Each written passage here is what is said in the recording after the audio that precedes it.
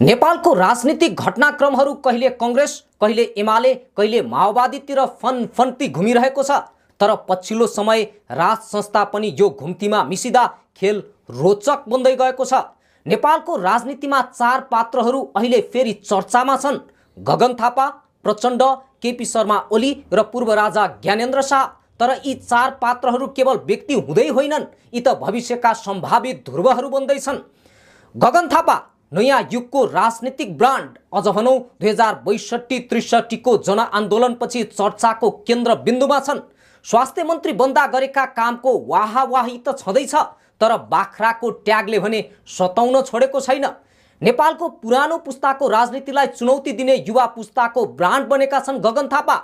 नेपाली कांग्रेस पार्टीभित्र उपगुटको राजनीति अनि नेतृत्वको सङ्कटका बीच उनी भविष्यका प्रधानमन्त्रीको सम्भावित अनुहार गनिन्छन्। देशले नाटकीय मोड नलिए